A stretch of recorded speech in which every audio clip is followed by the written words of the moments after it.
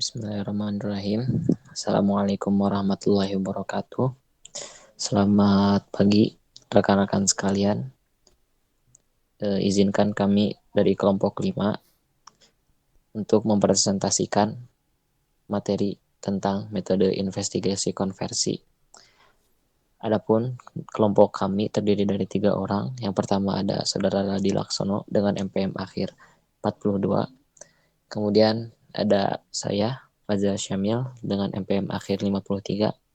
Kemudian ada Haris Wijanarko dengan MPM akhir 96. Insya Allah kami bertiga akan sedikitnya membahas dan menguraikan mengenai materi metode investigasi konversi pada kesempatan kali ini. Kemudian ada pun sub pembahasan atau sub materi yang akan kita bahas pada kesempatan kali ini. Yang pertama mengenai tentang investigasi konversi, kemudian dilanjutkan dengan sumber-sumber informasinya, dan yang terakhir mengenai tentang kasus mengenai investigasi konversi. Baik, untuk itu kita akan mulai dari pembahasan yang pertama, yaitu tentang investigasi konversi. Untuk materi yang pertama, investigasi konversi. Mengapa melakukan investigasi konversi? Ada dua alasan, yaitu satu, untuk menentukan luasnya suatu penggelapan atau kecurangan yang dilakukan oleh seseorang atau sekelompok orang. Nah, yang kedua, untuk mengumpulkan bukti yang dapat digunakan saat interogasi. Dan cara teknik melakukan investigasi konversi yang sering dilakukan yaitu wawancara dalam pengungkapan fraud. Teknik yang paling umum digunakan adalah wawancara. Hasil dari investigasi konversi ini seringkali digunakan sebagai pendukung dalam proses wawancara dan interogasi, terutama untuk memperoleh pengakuan dari tersangka kecurangan. Nah, untuk sumber informasi, ada berbagai macam sumber informasi yang dapat diperoleh. Nah, informasi dalam investigasi konversi dapat diperoleh dari 4 berbagai macam sumber. Yang pertama, sumber pemerintah seperti pemerintah pusat atau daerah. Nah, yang kedua, dari informasi privat. Yang ketiga, sumbernya ber, ber berdasarkan data yang ada di online. Dan yang keempat, yang terakhir, menggunakan analisis network method.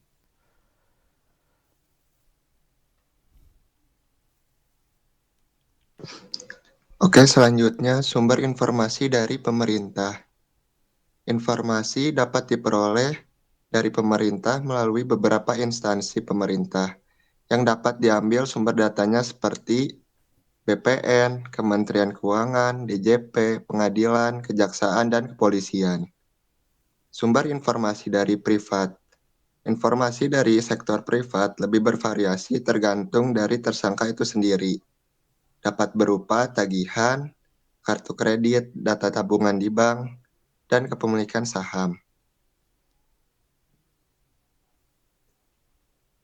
Terus selanjutnya sumber informasi dari online.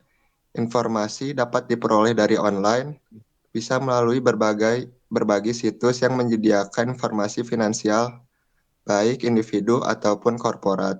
Contohnya DataQuick, terus Black Book Online, sama BRB PUB. Analisis Network Method. Setelah investigator menghimpun informasi mengenai gaya hidup dan kebiasaan berbelanja dari catatan publik dan sumber-sumber lainnya, mereka biasanya ingin mengetahui luasnya cakupan dari dana curian tersebut. Jadi digunakanlah analisis network method. Pada dasarnya, metode ini menggunakan formula yang didasarkan pada aset seseorang, liabilitas, biaya hidup, dan pendapatan.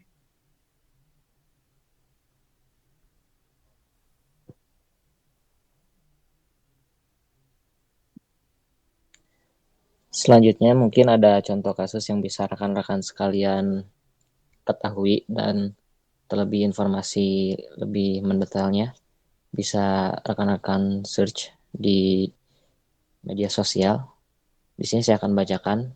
Helen Weeks adalah seorang sekretaris di Bond Consulting Group atau BCG.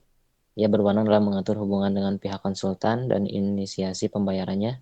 Dalam pekerjaannya, Helen terlibat dugaan kasus fraud, yakni menerima cek pembayaran konsultan yang kontraknya sudah terhenti. Nah, hal ini dimungkinkan karena Helen tidak melaporkan pemberhentian kontrak tersebut kepada Departemen Akuntansi. Nah, adapun dari contoh kasus tersebut, rekan-rekan sekalian bisa lebih mengetahuinya secara lanjut dari informasinya, dari laporan keuangan dan sebagainya di situs-situs media sosial rekan-rekan masing-masing. Kiranya itu saja mungkin yang bisa kita presentasikan dulu pada kesempatan kali ini. Semoga ada manfaat dan informasi tambahan bagi rekan-rekan sekalian. Kurang lebihnya mohon maaf. Kami dari kelompok 5 sekali lagi minta maaf untuk segala kekurangannya. Terima kasih. Assalamualaikum warahmatullahi wabarakatuh.